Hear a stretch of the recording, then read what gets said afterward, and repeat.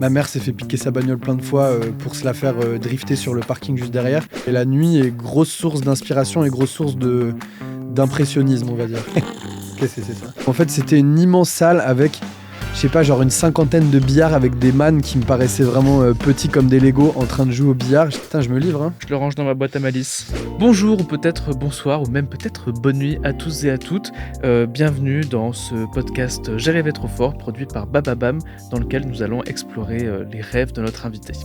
Merci d'embarquer avec nous dans ce programme. Ce sera une interview d'1 heure durant laquelle on va évoquer différents thèmes, la vie nocturne, l'art, la création, le sommeil et bien sûr les rêves. Pour cet épisode, je reçois un invité qui est musicien, chanteur, porteur d'une moustache impeccable et il est sans doute imperméable puisqu'il est né à Lille. Il a collaboré avec Vanessa Paradis et November Ultra avant de sortir un album de reprise d'Henri Salvador. Salut, Voyou. Salut.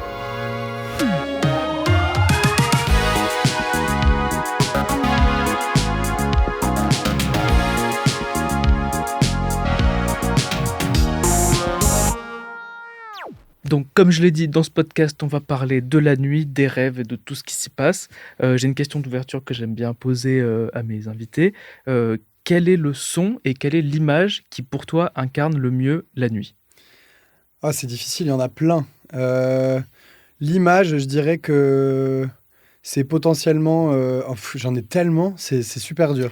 Je sais pas pourquoi, j'ai autant des sons de baleines avec des ciels étoilés que Des sons de baleines. Ouais, des sons de baleines, tu sais, les sons Ouais, bien sûr. comme ça dans les réverbes. Je sais pas pourquoi. Ça, dans des grandes réverbes avec des ciels étoilés et des grands espaces vraiment gigantesques, ou bien alors des bars avec beaucoup de bruit et des lumières tamisées.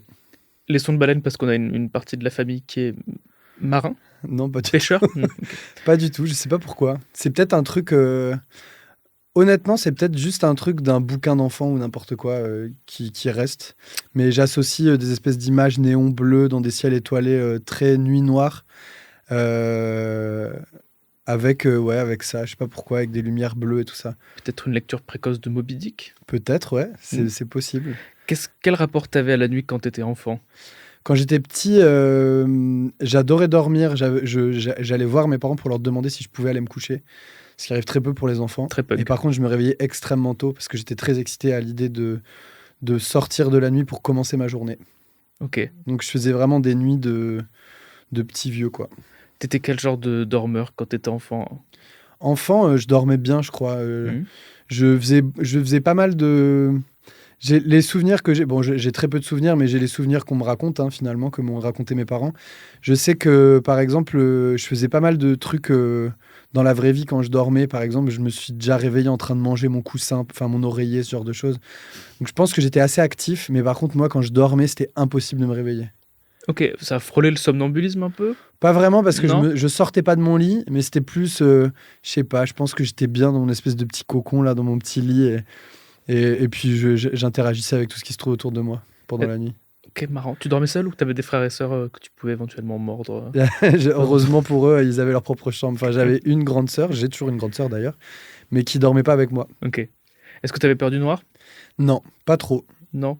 En même temps, je te dis ça, j'en sais rien du tout. C'est si Comment ça, lointain. t'en sais rien ? Mais en tout cas, j'ai pas souvenir. Le seul truc dont je me rappelle avoir peur, c'était plus une espèce de tableau de sorcière qu'il y avait au mur. Dans ta chambre ? Bah, dans la chambre d'à côté, ouais. Mais moi, non, pas spécialement. Et puis j'habitais dans une banlieue du nord de la France. Et en fait, moi, ma chambre donnait sur la rue. Et je sais que le soir, il se passait plein de trucs dans la rue.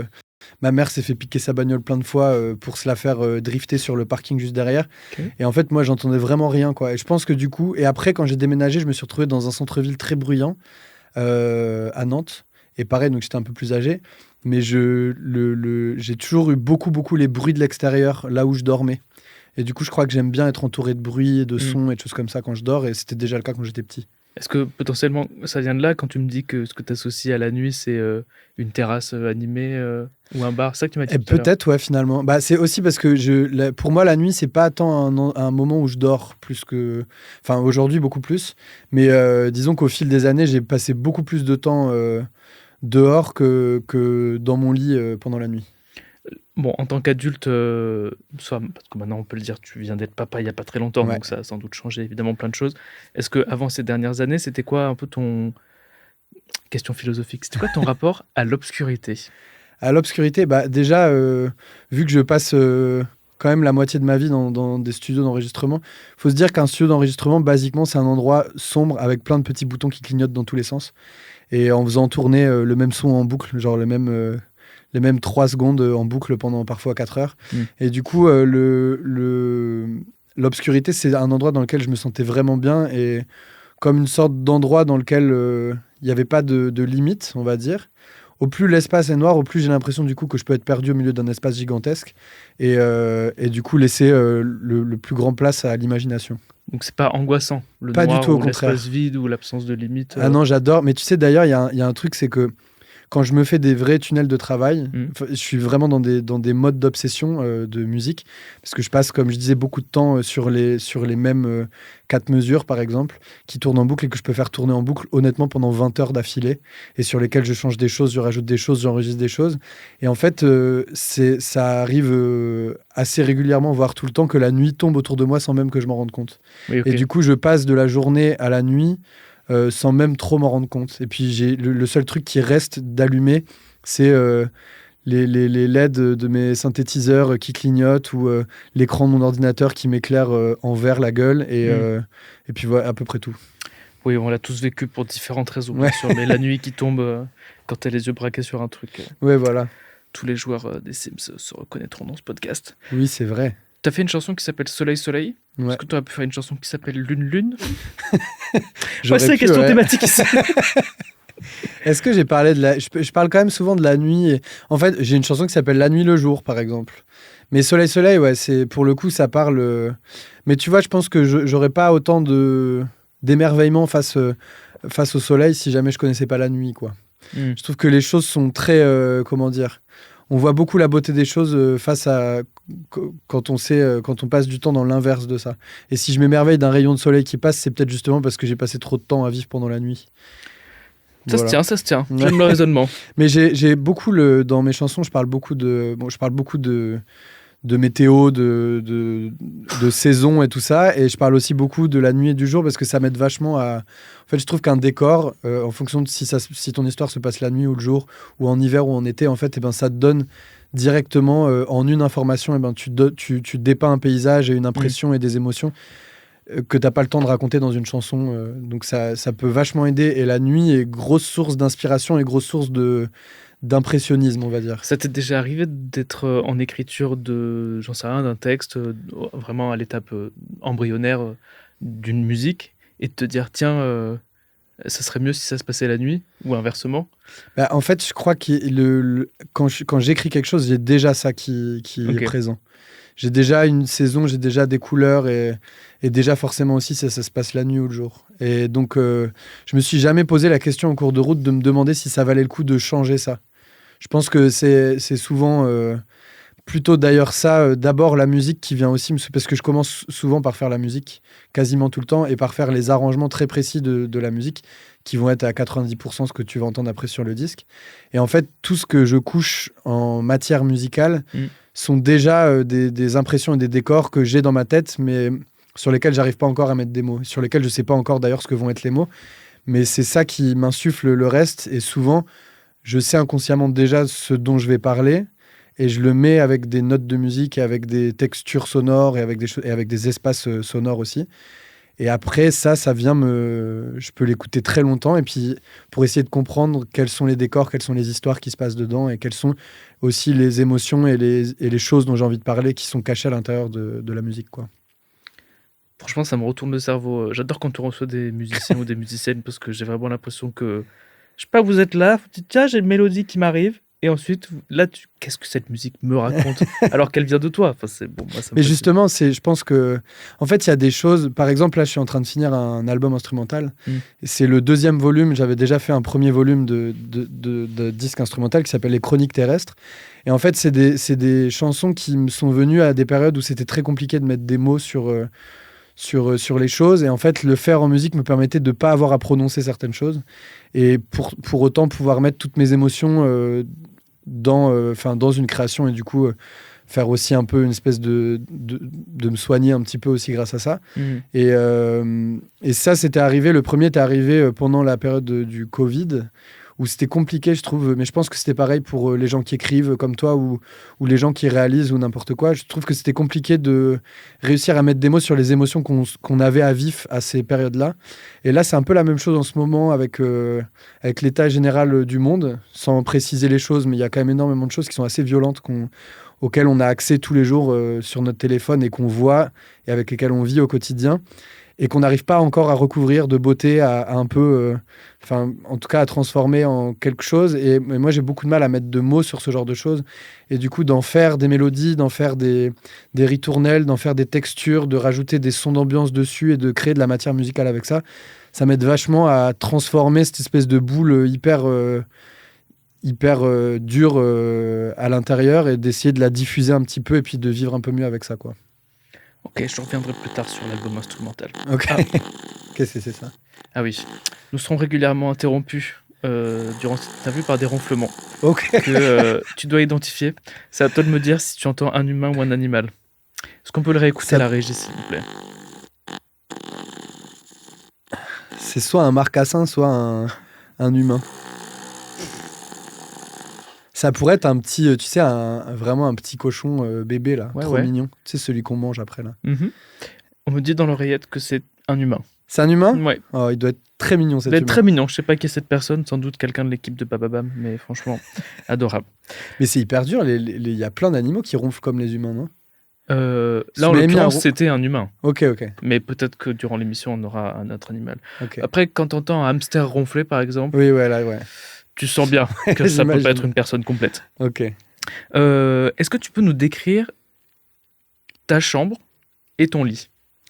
Ma chambre et mon lit. Alors, ma chambre, je viens de déménager en plus. Et donc, du coup, je viens d'installer cette chambre. Il y a un grand lit qui est au milieu de la pièce. En face de ça, il y a le dressing avec un rideau voilage vert, un peu comme ça, là, histoire de cacher... tous les vêtements et tout ça, et le bordel. Il y a une énorme boule en papier, comme ça, qui est vraiment, genre, pas au-dessus du lit, mais au-dessus de mes pieds, en gros. Okay. Et qui est vraiment, genre, si jamais je marche dessus, je me la prends... elle rase mes cheveux comme ça, en créant de l'électricité statique. Et puis, il y a un très gros miroir qui est posé à même le sol, et puis quelques cartons encore pas ouverts dans le coin. Et puis, une table de nuit de chaque côté. Pas de déco. Ah si, il y a un énorme... Si, là, pour l'instant, je te dis vraiment... Mais alors, j'ai beaucoup de tableaux qui sont encore posés, que j'ai pas encore pu accrocher.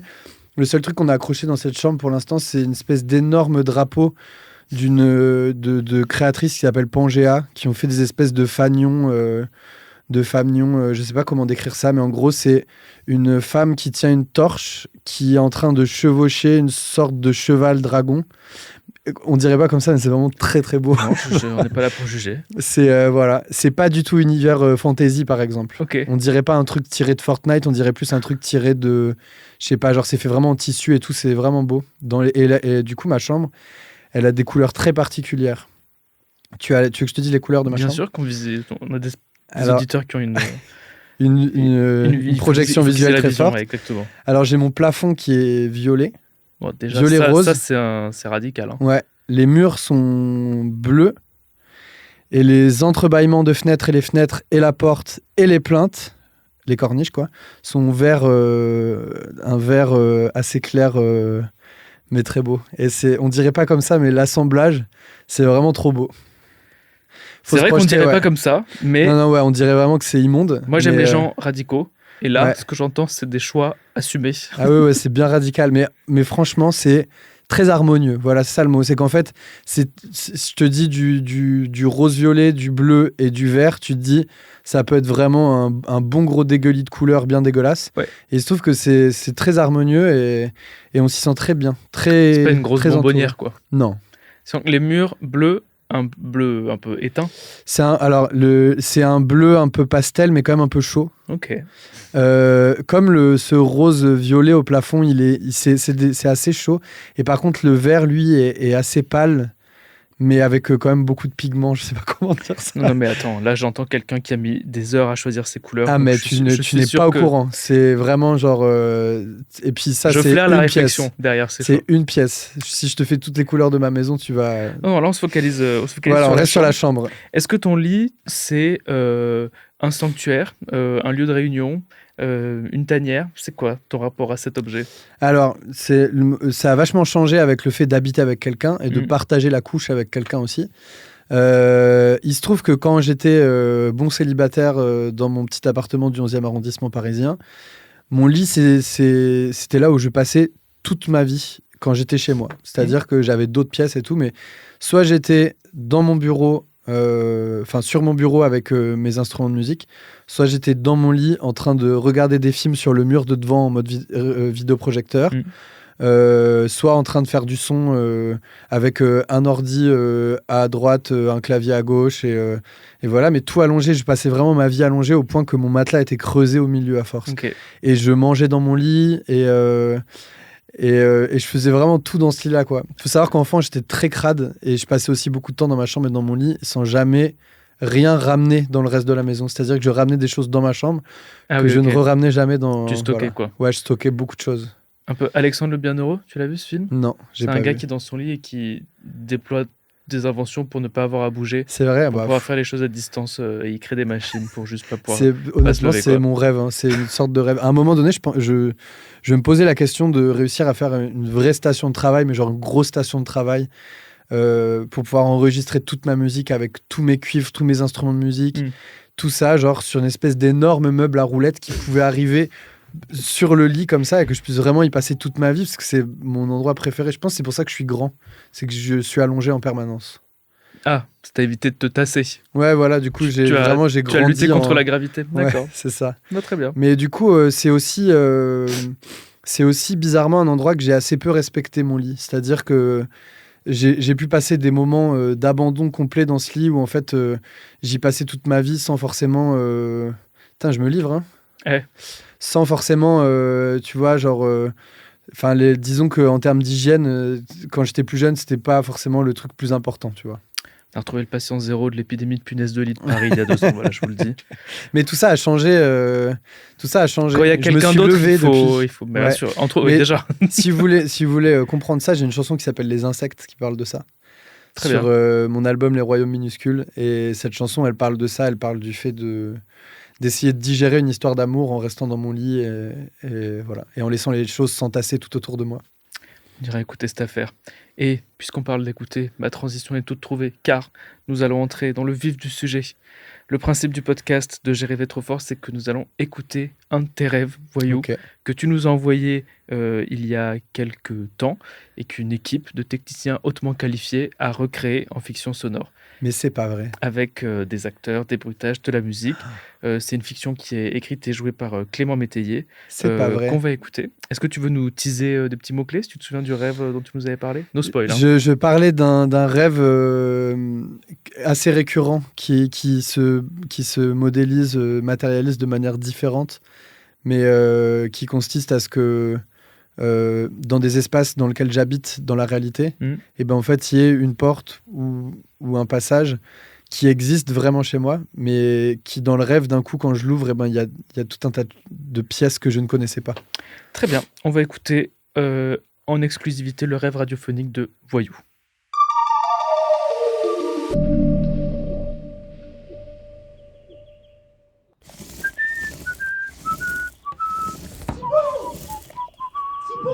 Ah, oui? Tu fais quoi? Je finis de repeindre la chambre, pourquoi? Viens voir. Qu'est-ce qu'il y a? Mais viens. T'es où? Je suis en bas. Ok, j'arrive. T'es dans l'entrée? Non. Dans la salle de bain? Non plus. La cuisine? La buanderie? Non. Je suis dans le salon. Mais je suis dans le salon. Sous la table. Bon, qu'est-ce que tu me fais, là? Allez, viens. Tire sur la vieille poignée rouillée incrustée dans le sol. Wow! Mais ils avaient mentionné une cave dans le contrat de vente? C'était une super affaire, cette baraque, décidément. Faudrait juste mettre un petit filtre à air, je pense. Ça a l'air assez humide, quand même. Viens. Mais t'es où, à la fin? Un peu plus loin. Ah oui, effectivement. Assez humide. Oh là là, mais c'est immense. Écho. Oh da di da do. Ta la pati ta ta ta ta. Ah, mais y a rien à ma gauche. Regarde bien. Non, je vois vraiment rien. Bonjour, monsieur. Oh pardon, désolé, je vous avais pas vu. Il vaut mieux ouvrir les yeux avant que la vie ne les ferme. Ah, oui, sûrement. Si monsieur désire accéder à la prochaine salle, il faudra répondre à mon énigme. Non, ça va aller, merci. On m'annonce pour partir. Je suis une préposition courte. Non mais vraiment, je vais aller finir ma peinture. Moi, en fait, j'avais commencé quelque chose déjà. Je suis une lettre suivie d'un nom divin. Je suis... Non bon, désolé, vraiment, je m'en vais. Adieu. Bravo! La réponse était adieu, en effet. Mes félicitations. Vous pouvez désormais emprunter le passage. Ah, bon. Oui, après tout, c'est chez moi. Autant visiter. Bonne journée à vous. Mais j'ai une cathédrale entière dans la cave. Mais c'est incroyable ça fait quoi, 800 mètres carrés, loi Carrez au moins? Mais c'est fou. Bonjour, monsieur Thibault. Oh, bonjour mes sœurs.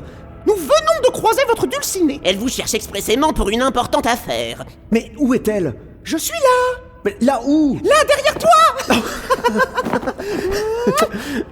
Mais tu voulais me montrer quelque chose? Comment? Non, je voulais juste te faire un bisou. Ah, ok. Bon, on fait quoi? On remonte dans le salon? Ok, mais on passe par la discothèque. Quoi? Il y a une discothèque? Bah oui, t'as pas vu? Juste à droite de la salle de cinéma. Non, j'avais pas vu la discothèque. Mais si, je t'assure, mais je les ai vus. Salle de cinéma aussi? Mais bien sûr, il y a plein d'autres salles aussi.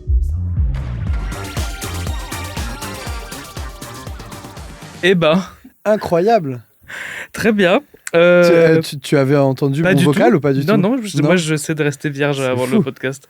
Ok, qu'est-ce que l'auteur a cherché à nous dire avec Mais ce rêve il a décrit un peu le genre de rêve que je peux faire.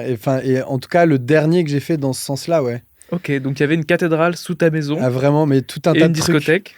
Alors là, je me rappelle plus qu'il y a une discothèque, je me rappelle d'une grande salle avec où d'un coup j'arrive. En fait, en gros, ça m'arrive fréquemment de rêver de ça où j'ai une porte chez moi et je l'ouvre et en fait derrière, je me rends compte que j'ai, je sais pas, genre 2 salons en plus dont je savais pas. Je me dis putain trop bien, c'est cool et tout. En fait, j'ai un énorme truc.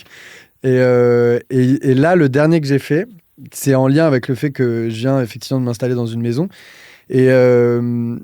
et où en fait je rêvais que j'étais dans cette maison et que j'ouvrais une porte et que je rentrais que j'allais à la cave en fait et que j'arrivais dans cette cave et qu'en fait je me rendais compte qu'il y avait plein de portes partout dont je me souvenais pas et j'ouvrais les portes et je rentrais dans des espaces qui étaient hyper grands et au départ où il y avait pas grand chose et en fait je remontais, j'allais chercher ma meuf, je disais putain faut que tu viennes voir ça et on redescendait ensemble. Et on arrivait, et en fait, je voulais revenir en arrière. J'arrivais pas à retrouver la sortie, je redescendais. Et il y a un moment, effectivement, où j'ouvrais une porte et j'arrivais comme si j'étais sur un balcon, sur le plus haut balcon d'une cathédrale, avec toute une cathédrale en contrebas. Il y avait un autre truc un peu pareil, mais où en fait, c'était une immense salle avec, je sais pas, genre une 50aine de billards avec des mannes qui me paraissaient vraiment petits comme des Legos en train de jouer au billard. J'étais, mais c'est fou d'avoir un truc pareil. Et puis je considérais même plus que c'était chez moi, mais juste, je trouvais ça complètement insensé. Et je sais pas, ça m'est déjà arrivé de rêver de ça aussi, où d'un coup je me retrouvais dans des espèces d'énormes grottes en bas de chez moi, dans mon sous-sol, où je montais dans une barque où il y avait des potes qui m'attendaient. Et en fait, ça menait vers des espèces d'énormes extérieurs comme ça et tout. Enfin, c'est très... Moi j'aime bien, je trouve que tes rêves, on dirait la métaphore des rêves. C'est-à-dire tu vas dans ton propre sous-sol oui, et tu découvres des choses insoupçonnées qui sont pourtant juste en dessous de toi. Je sais pas, je trouve qu'il y a... Ouais, mais c'est une analogie avec les rêves qui est... et qui à la fois qui est un peu bresson. Parce que c'est dans la cave, il y a des couloirs, il y a des portes qu'on n'ouvre pas. Après, il faut savoir que déjà dans la maison dans laquelle j'étais avant et dans la maison dans laquelle je suis aujourd'hui, mon studio est dans la cave. Mon studio d'enregistrement. Mais tu vois, franchement... Donc ça veut peut-être dire quelque chose aussi. C'est pas rien. Je pense que la géographie des lieux... ouais, l'espèce de royaume des possibles, tu vois, qui... Ah ouais, tu rigoles ou quoi? Qui se cache derrière la cave de la porte de ta cave, tu vois. Je réagis comme si j'étais expert en rêve alors que j'ai 0 année de psycho à mon actif. Hein. Mais je sais pas, moi ça a toujours... Même petit, j'avais je me rappelle de rêves dont j'ai plutôt souvenir, pas forcément dans des bonnes... comment dire, qui étaient entre le rêve et le cauchemar, où d'un coup je me retrouvais... compressé par des espaces gigantesques. C'est très paradoxal, mais... Compressé par des espaces gigantesques. Où d'un coup, je me retrouvais dans une espèce d'espace gigantesque, mais qui ressemblait comme une sorte d'énorme chewing-gum Ouais. qui, au plus il grossissait, au plus il me compressait. Ok.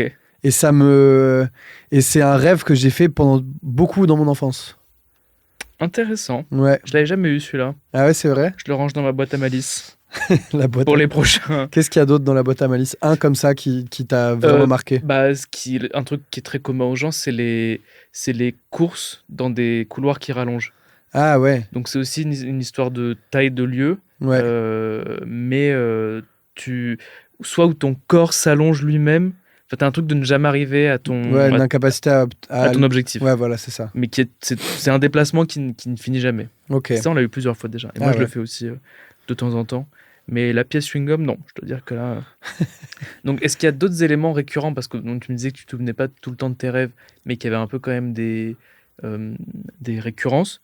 Donc là, c'est les portes étranges chez toi. Ouais. L'exploration des sous-sols. L'exploration des sous-sols, beaucoup. Et Ou la des fois, c'est pas cathédrale, des ça vient sous-sols, d'où, hein. cette cathédrale? Je sais pas. Je sais Lille pas. Lille, ouais, peut-être. Ville, cathédrale, qu'est-ce que ça veut dire? Je sais pas. Non, enfin, en fait, c'est pas forcément des cathédrales d'ailleurs, mais c'est juste des espaces tellement grands que je mets le mot cathédrale dessus parce que pour moi, il y a que des cathédrales qui sont à la fois grands et beaux. Normalement, les très grands espaces, c'est soit des espaces de luxure un peu bling-bling et du coup un peu chum où il y a du marbre partout et tout ça. Ou bien alors des hangars, tu vois, donc des trucs dénués de toute âme et des trucs avec des énormes hauteurs sous plafond comme ça qui sont à la fois un peu cryptiques et à la fois assez beaux et aussi où la lumière a une importance, c'est-à-dire que tu es à moitié dans la pénombre mais à la fois dans des espaces qui laissent passer les lumières où tu vois jamais quand tu es dans une cathédrale. Ce truc des vitraux, ça fait que tu as quand même la lumière de l'extérieur qui vient mais sans que tu aies jamais accès visuellement à l'extérieur. Et c'est un peu ça, t'es dans une salle, enfin là, dans mes rêves, en tout cas, j'arrive dans des espaces qui sont éclairés alors qu'ils sont censés être sous terre, tu vois, donc c'est quand même... Oui, ok, je vois comment tu relis à ça. Ouais, mais c'est... je sais pas d'où ça vient. Et... Après, des fois, j'ai des rêves, genre d'un coup, je vais avoir un rêve où, je sais pas, il y a quelqu'un qui se fait couper la tête devant moi, tu vois. Mais sinon, j'ai pas de... Ouais, c'est... C'est à l'ambiance, hein. Ouais, c'est une ambiance, quoi. Mais ouais, des fois j'ai eu un truc que j'ai pas mal eu, là ça fait longtemps que ça m'est pas arrivé, mais c'est des paralysies du sommeil. Ah, c'est horrible ça. Ça c'est vraiment pas fun. Où d'un coup t'es genre complètement paralysé et il y a un truc qui se passe qui est extrêmement réaliste, ambiance rêve lucide, mais sans que tu puisses rien y faire parce que t'es paralysé. Et ça m'est arrivé, le dernier qui m'est arrivé, j'étais dans mon appartement du 11e arrondissement du coup.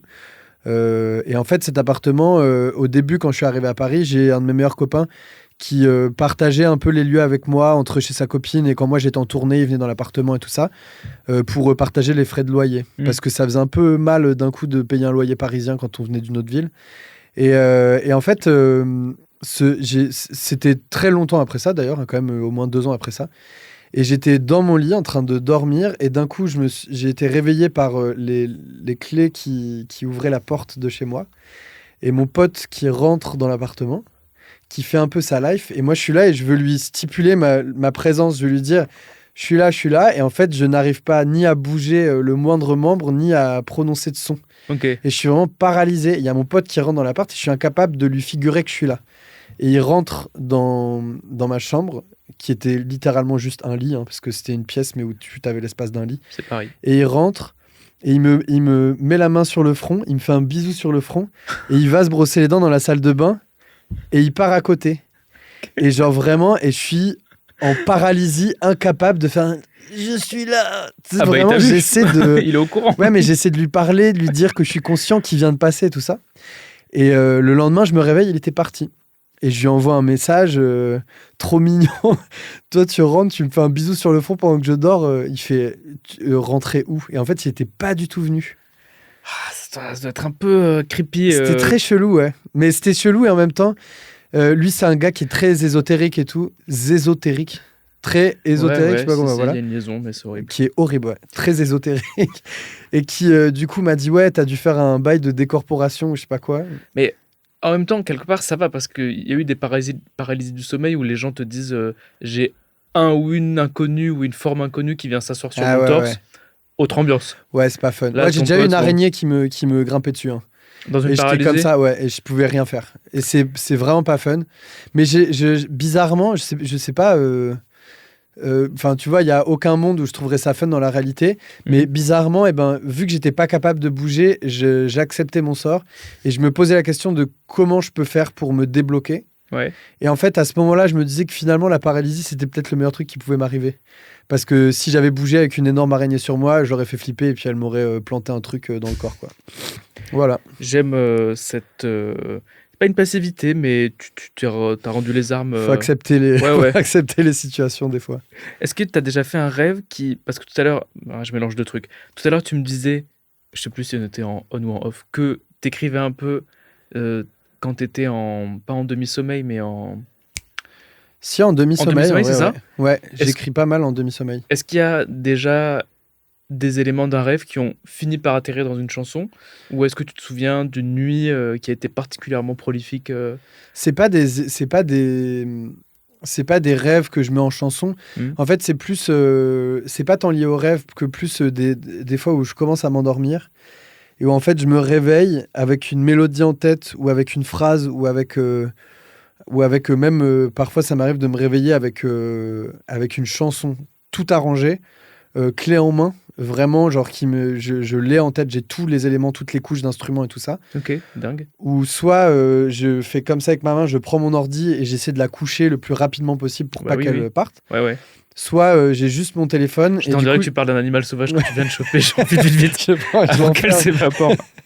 Ou bien alors, j'enregistre, je me dicte tout ce que j'entends en notes vocales sur mon téléphone. Et donc, j'ai des notes vocales où je suis en demi-sommeil avec parfois en plus ma meuf qui dort à côté, donc j'essaie de pas faire trop de bruit. Je dis... Et donc là, on est en do majeur. Et ça, c'est la trompette qui fait ça, doublé par un trombone en dessous qui fait... Et le rythme, c'est... Et puis là-bas, c'est... J'adore.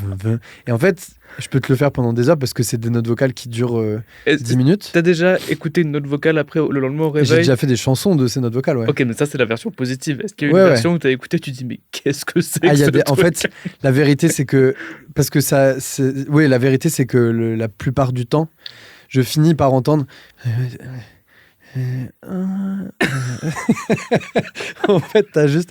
Et je suis là, quoi ? Attends, Qu'est-ce qu'il a voulu dire ? Qu'est-ce que je raconte ?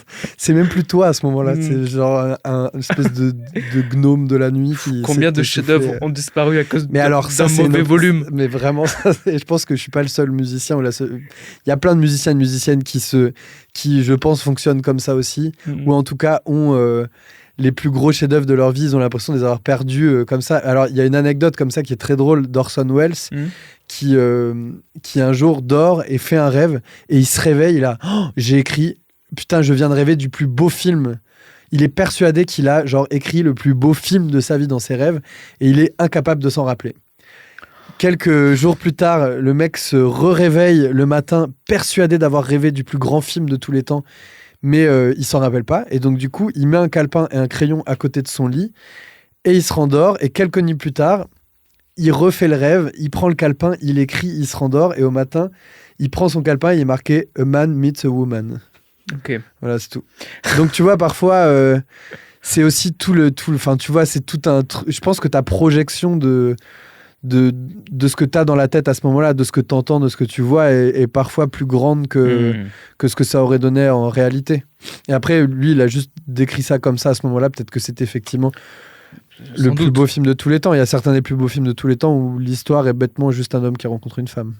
Beaucoup de films, d'ailleurs. Ouais. Trop bien. On va passer à un petit jeu. Ok. Car chez Bababam, on adore la déconne. Moi, je déteste jouer. C'est vrai ? Non, c'est pas vrai. Ça va jouer. être court. C'est un jeu qui s'appelle La Berceuse.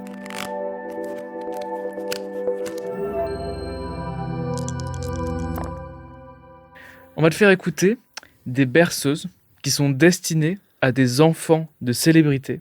Ok. En te basant sur la berceuse, tu dois retrouver la célébrité. Quel est le parent de l'enfant. Wow, c'est complexe, hein. Mais non, attends. T'as tout compris.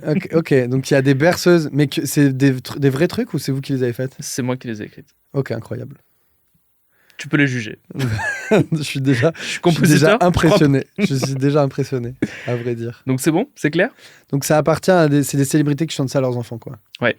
Je crois que j'ai compris, mais j'ai toujours peur de ne pas avoir compris les Il y a règles. des du coup, je les indices qui sont redemande. cachés dans Ok, la berceuse. allons-y. Allez, c'est parti. Première berceuse.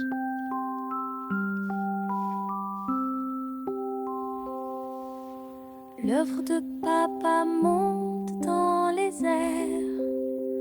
Le temps s'y meut patiemment. Il nous fait vivre des éclairs. Son rythme est doux et entraînant. Dans une atmosphère de rêve, le ciel est gris, il est midi. Quand sa musique nous enlève, on voit le monde de Maddy. Je dois dire quelque chose là. Ouais. En fait, avant toute chose, j'aimerais préciser quelque chose. Calmos. En fait, c'est très dur pour moi d'écouter les paroles d'une chanson. Ah. Ouais. Donc là, par exemple, j'ai vraiment genre les Tu n'as paroles. rien écouté. Ça marche. Très peu. Est-ce que j'ai le droit d'avoir le texte Sous les yeux. Ouais. Je suis désolé, mais en fait, quand j'entends c'est un problème dans ma vie en général, quand j'entends des musiques, quelqu'un qui chante quelque chose, j'entends des notes et j'entends pas du tout les mots. Enfin, je suis très perturbé. Et du coup, là, j'ai retenu Éclair et Le Monde de Maddy. Ouais. Est-ce que ça peut... Ça peut. Oui. Je peux regarder le texte ? Putain, c'est vraiment toi qui l'as écrit. C'était juste pour... Il prend pour un menteur en plus. il fait... Fou lui. Et qui a composé la musique ? Ça, c'est pas moi. Je peux pas être fourré au moulin. Alors, j'ai une idée, mais je sais pas si c'est ça. Je pensais à Flavien Berger, parce que Maddy... C'est totalement lui. C'est vrai ? Oui, bravo, félicitations. Incroyable. Mazel tov. Hey. Bien joué. C'était un indice caché. Et il y avait aussi Patiemment, il me semble que c'est un de ses Oui, c'est morceaux. vrai. Je suis très fan de Flavien Berger en plus. Bien sûr, tu penses bien qu'on allait chercher des gens dans ta Oui, constellation. c'est sûr que si jamais vous planquez des non, trucs il y de aura pas de Patrick Florent Pagny, Sébastien, par exemple, non. j'aurais plus de mal à le savoir. Un deuxième. On écoute une deuxième berceuse.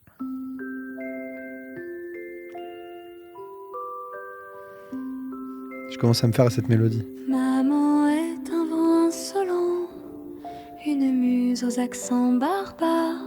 Son phrasé parfois déroutant brise les chaînes des remparts. Elle dit je n'ai rien de tout ça et chante comme à la radio, car elle préfère le louga quand elle enregistre en studio.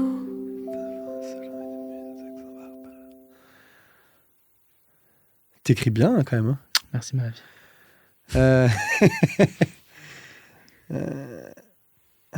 Putain, j'ai du mal. Celle-là, je sais pas. Car elle préfère le nougat quand elle enregistre en studio. J'ai l'impression qu'il y a une private que j'ai pas. Non, c'est toujours des références à des morceaux. Ah, des morceaux ? Ouais. J'ai le droit de demander des indices ou pas ? C'est quelqu'un que je connais personnellement ou pas du tout ? Alors ça, je ne sais pas. Maman est un vent insolent, une muse aux accents barbares, son phrasé parfois déroutant brise les chaînes des remparts. C'est beau, hein. Elle dit « Je n'ai rien de tout ça ». Elle chante... Ah, je l'ai. Brigitte Fontaine. Exactement, oui bravo. On m'a dit, J'étais pas sûr. On m'a dit il est très fan de Brigitte Fontaine. Je suis hyper fan de Brigitte Fontaine et je suis hyper fan de l'album Comme à la radio. Et bah tu vois. Et oui, et le nougat, et oui, ok. Mais putain, je mets du temps à connecter quand même. Hein. Allez, un dernier. Allez. Là, normalement, il y en avait 3 autres, mais on voit que t'es lent, donc on met qu'un seul. il faut avancer quoi. J'ai une émission à à la tenir. suite. Ça va. Non, mais du coup, je suis déjà en train de lire avant que. Mais je l'ai du coup déjà. Ah là là. Ah, on a changé de chanteur. Ouais. Bah là, c'est Salvador directement. Eh oui, bien sûr. Elle est très belle. Les indices étaient posés plus tôt. Ouais, là, c'est directement. Bravo, moi je te les ai. Ouais, puis je viens de passer du temps avec le répertoire de ce monsieur, du coup. C'est encore frais. Ouais. Brigitte Fontaine, c'est. Puis il y a beaucoup de mots dans Brigitte Fontaine. Il y a beaucoup de mots qui se mélangent énormément. Et du coup, parfois, c'est un peu. Puis comme je disais, j'ai vachement de mal à n'écoutes entendre pas les les paroles. Bah, c'est pas que je les écoute pas, c'est que je les entends pas. J'ai beaucoup de mal à les écouter, Ok, à les entendre, tout ça. intéressant. Est-ce que tu as un rituel de coucher? Un rituel de coucher. Mm. Est-ce que j'ai un rituel de coucher? En général, soit je regarde quelque chose, soit je regarde un film, soit je regarde... soit je peux lire aussi. Ah si, bah en vrai, mon vrai rituel de coucher, c'est que je m'endors avec les 30 premières secondes d'un épisode d'Affaires sensibles au pif. Et je m'endors instantanément. Ok. C'est vraiment genre mon papa, quoi. On a juste le temps d'arriver à réalisation Christophe Barrère, Voilà, c'est ça. qui est le générique du Affaires début. sensibles. Et bam, je dors. Ok. Comment on s'endort après avoir fait une énorme date de concert? Ah, on s'endort pas tout de suite. Mhm. Honnêtement, d'ailleurs, ça fait partie des moments un peu rituels. Quand je rentre de concert, déjà, en général, il est assez tard. Et il y a des soirs où, du coup, on a des choses à célébrer. Si, par exemple, tu joues en festival et qu'il y a plein d'autres copains qui jouent avec toi, ou si tu fais une grosse date dans une ville de ton cœur, par exemple, Mhm. et ben, en général, après, c'est suivi d'une fête parce qu'il y a plein de gens qui viennent te voir. Donc, tu passes du temps avec eux, tu fais la fête, tu bois des coups et tout ça. Donc, quand tu rentres, tu es complètement éteint et il est très tard et du coup, tu t'endors d'un coup. Mais disons que le gros de la tournée, c'est quand même... après les concerts, moi, je passe quand même beaucoup de temps à aller rencontrer les gens qui sont venus au concert, à signer des trucs et tout ça. Et après ça, je rejoins mon équipe. On boit un petit verre de l'amitié ensemble et puis après, on rentre à l'hôtel. Et là, c'est vraiment un moment que je chéris. C'est après toute cette dose de... Tu sais, quand tu es en tournée et que tu fais des concerts, tu passes ta journée dans un camion avec plein de personnes. Mhm. Tu arrives dans une salle, tu rencontres à peu près 50 personnes qui sont les 50 personnes qui bossent dans la salle dans laquelle tu vas jouer. Mhm. Le soir, tu es face à des centaines de personnes, voire plus. Après, tu vas les voir, tu vas les rencontrer, tu dis un mot à tout le monde et tout ça, machin. Et du coup, tu rentres. Quand je rentre après tout ça dans ma chambre d'hôtel, d'un coup, je suis dans le silence total, dans un mutisme parfait et tout seul. Et c'est un moment que je chéris. Et du coup, j'ai beaucoup de mal à m'endormir à ce moment-là parce que j'apprécie tellement avoir un instant de solitude où je peux à la fois digérer tout ce que j'ai vécu et aussi un peu rabaisser la jauge sociale qui est vraiment en train d'exploser à son max. Et du coup, c'est des moments où je peux vraiment passer des heures sous la couette à regarder des trucs sur les cités nord à Marseille à la télé, tu vois. Voilà. Avant de finir sur un bon affaire sensible. Ouais, voilà, c'est De ça. terre, Non, les là, à photos. ce moment-là, en général, je me réveille le matin avec la télé qui roule encore, quoi. Ah, ok. Ouais. Et comment est-ce qu'on s'endort avant une énorme date? Ah, Mhm. ah ben, moi, j'ai des petits trucs. Déjà, j'aime bien passer quand même, pareil, la nuit seule avant des gros concerts. Les veilles de très gros concerts, il peut m'arriver de me mettre des trucs dans les mains à faire, histoire de mettre toute mon énergie ailleurs. Et aussi, c'est des moments où je réfléchis énormément à... Enfin, je réfléchis. Disons que je repasse un peu tout ce qui va se passer. J'ai beaucoup de choses qui me reviennent en tête et tout ça pour essayer d'être présent le soir même, naturellement, sans me poser aucune question. Ça me demande quand même la veille de passer du temps avec moi-même. Et donc, en général, j'essaie de me trouver une activité manuelle à faire pour avoir les mains prises et pour pouvoir avoir mon esprit qui travaille librement. Ok. Notamment, avant mon Olympia, j'avais acheté plein de pâtes Fimo. Et j'ai fait pour toute mon équipe et enfin vraiment genre pour 25 personnes, quoi. J'ai fait c'est très bien. J'ai fait des petits pois, voilà. Des petits pois? Des petits pois, des porte-clés petits pois. C'est Donc c'était vraiment genre Très mignon. la cosse. Je roulais des toutes petites billes comme ça d'un certain verre qui n'était pas le verre de la cosse. bien sûr. Et On après, n'est pas des ploucs ici, hein. Bah oui, bien C'est sûr. quoi encore? On peut faire des trucs bicolores, quoi. 50 nuances de vert, tu rigoles, Exactement. bien sûr. Et je mettais ces 4 petites billes dans une espèce de petite enveloppe plate que j'avais faite et je la refermais, ce qui formait un petit pois très mignon dans lequel je faisais un petit trou pour accueillir juste après de quoi faire un pendentif ou une boucle d'oreille à la convenance de tout un chacun, finalement. C'est absolument adorable, cette histoire de petits pois. Bah, ce qui est bien, c'est qu'en plus, parce qu'à la base, c'est vraiment un trip perso à fond, quoi. Mais le lendemain, en plus, t'as l'air hyper gentil auprès de tes équipes parce que t'as un cadeau à leur faire, quoi. C'est trop mignon. Ouais. On va passer à un moment du podcast qui s'appelle La cabane dans la chambre.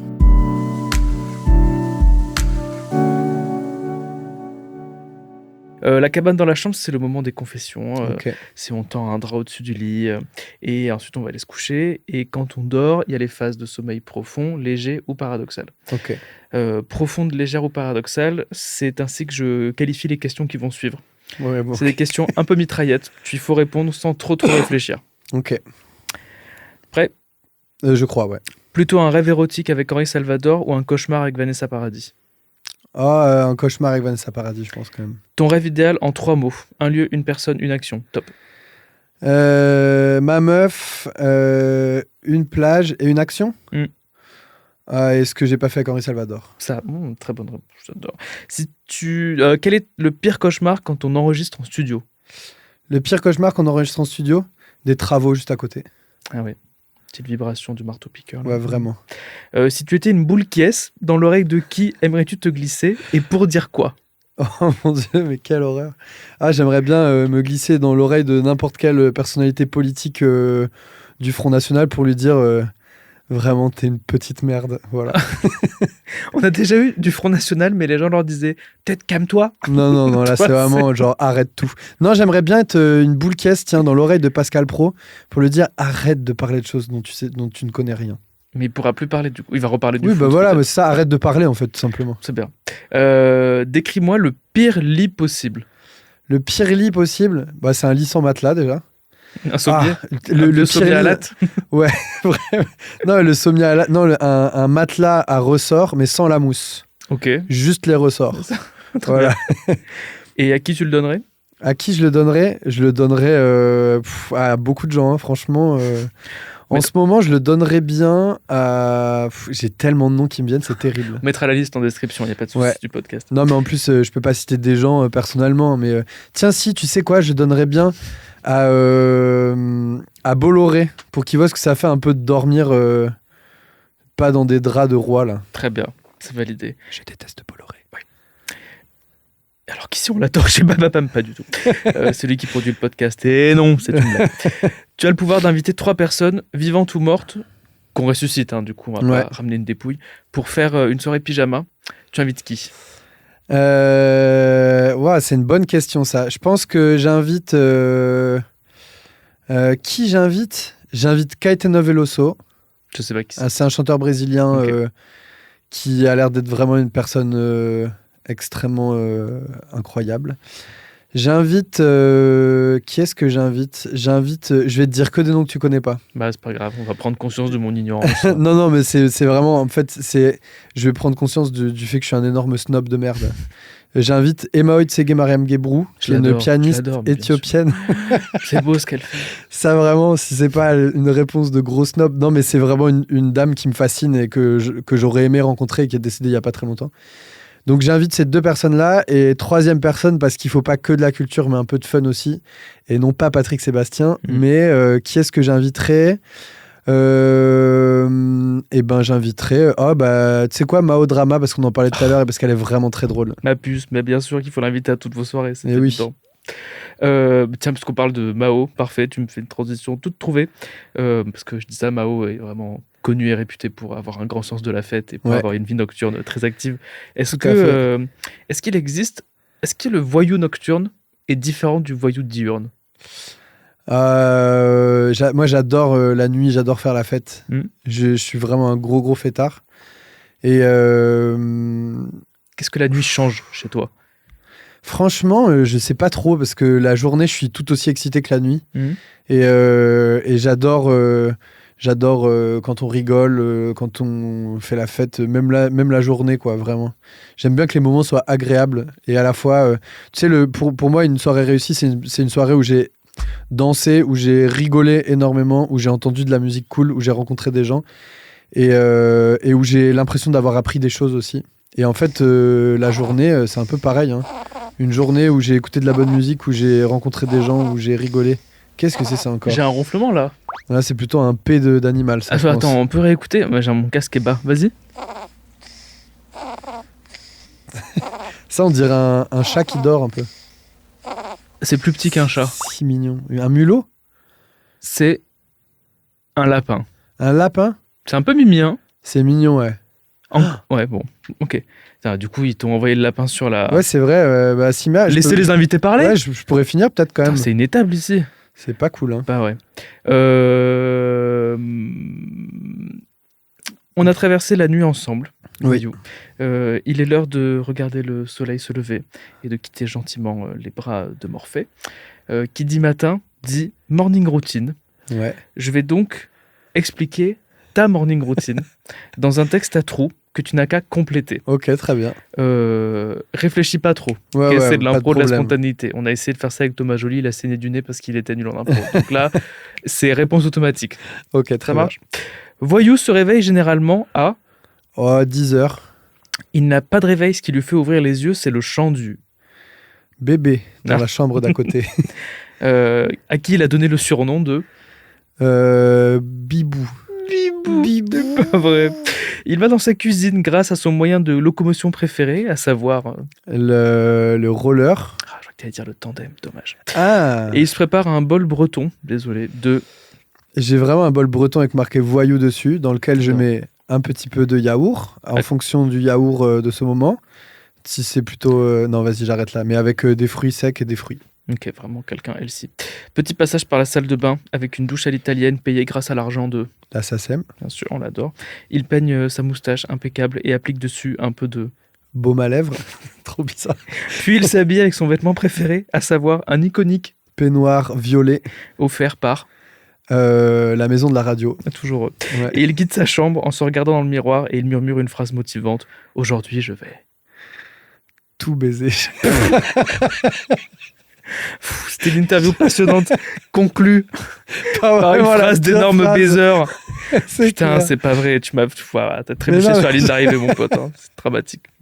Non, écoute, merci de t'être prêté au jeu de cette interview. Merci de m'avoir mis dans la sauce au dernier moment. Attends, comme ça. c'est toi, tu Ça t'es fait mis tout vraiment seul, plaisir. désolé. Est-ce que tu veux nous parler un tout petit peu de tes actus, des projets dans les tuyaux? Quelles sont les informations qu'on peut communiquer et celles dont on ne peut pas parler? Alors, en ce moment, je suis enfermé dans mon sous-sol, celui qui est gigantesque, là, dont Bien on sûr, parlait tout à côté de l'heure. la cathédrale. Dans le noir, avec des boutons qui clignotent dans tous les sens pour préparer un nouvel album. Et j'ai en parallèle de ça un album instrumental qui est en train d'être fini et tout ça, Ok. sur lequel vous aurez quelques petites surprises. Et voilà. Et sinon, en ce moment, je suis vraiment dans une période plutôt d'hibernation pour profiter du calme, de la fin des tournées et de la fin de la promo et de tout ce genre de choses pour pouvoir vraiment faire que de la création. Et c'est un moment qui est extrêmement appréciable. Eh bien, on sera là pour écouter quand ça sortira. Merci à toi, merci aux auditeurs et aux auditrices de nous avoir écoutés. D'ici là, prenez soin de vous et que vous soyez éveillés ou endormis, n'hésitez pas à rêver trop fort. Salut, salut Voyou. Salut!